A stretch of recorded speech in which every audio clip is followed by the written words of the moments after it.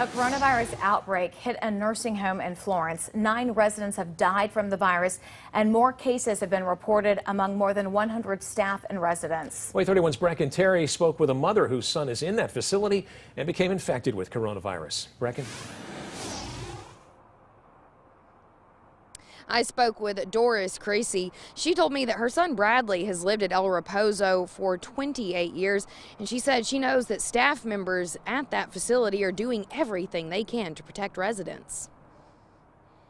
They called and said that he had been diagnosed with corona, and I had me a little pity party and had a little, I cried. I just broke down because he's completely handicapped. Creasy said when you're sick, you need your mom. But because of coronavirus guidelines, she couldn't be there. Not to be able to go and sit with him while he was sick was really, really hard.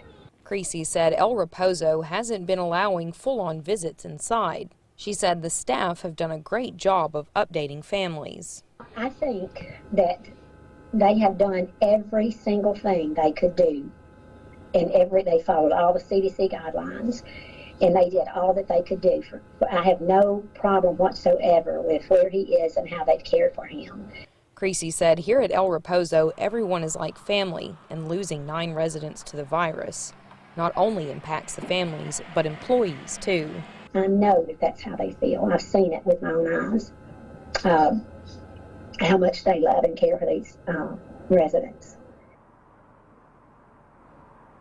Now, Creasy's son, Bradley, has made a full recovery from the virus. The state has actually done 3 on-site infection surveys at El Reposo, and in all 3 of those surveys, there were no infection deficiencies to be found. Live in Florence, Brecken Terry, WAAY 31 News. Thanks, Brecken. The Alabama Department of Public Health says to date, more than 7,500 long-term care facility residents have tested positive for COVID-19. More than 3,800 long-term care facility employees have contracted the virus. That's out of more than 12,000 confirmed cases among healthcare workers all across the state.